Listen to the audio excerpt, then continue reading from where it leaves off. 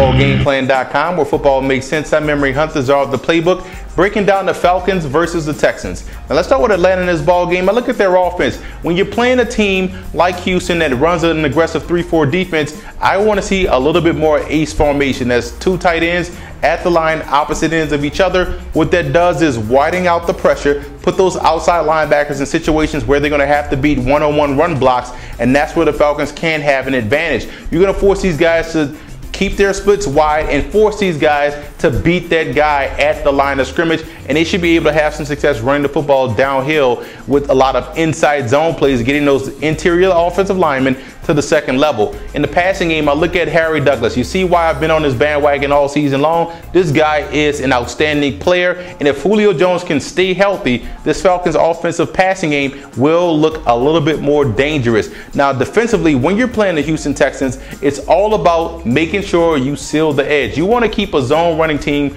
bottled up inside. You don't want to allow them to reach block you guys and reach the second level. Otherwise, you see what happens all season long when teams play the Texans. They can run the football on anybody if they're able to get the edge. And you're playing a rookie quarterback. I've scouted TJ Yates when he was at North Carolina. The guy doesn't like trash around his feet, and he's a very streaky passer, which means that defensive line of the Falcons has to do a better job of living in the backfield, not just getting occasional pressure. Living in the backfield against TJ Yates will give the Falcons defense a lot of chances to get those tip balls and interceptions. Now, you look at the Houston Texans on offense. I like where they were able to go with Matt Leinart. Now they're going to start either Yates or the newly signed Jake Delhomme, former UL Raging Cajun himself.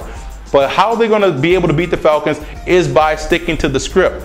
Defense and running game. And let's talk about the offense side. The running game, my God, they get to the edge. They get to the second level with their offensive linemen better than any zone running team I've seen in a long time. So look for them to continue to do so to help ease Yates into the ball game. And also, if Jake Delhomme has to play, ease him into the ball game and don't allow him to throw any more than 13 passes. Yates held his own. Yates should do a solid job against this Falcons pass defense if they're able to get the run going. And let's look at the defensive side of the football.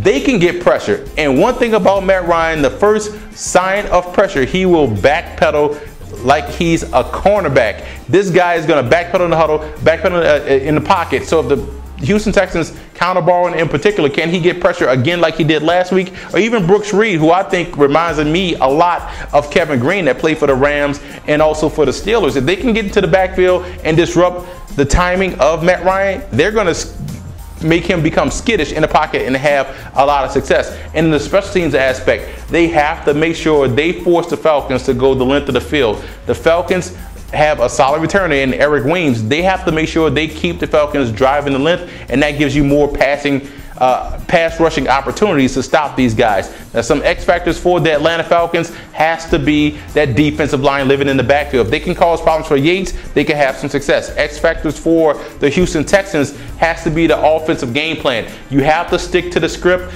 Allow TJ Yates to throw in certain situations so that way you're not so depending on the run winning early on in down the distance situations. This is a tough game right here. Both teams are evenly matched. Both can get after the quarterback.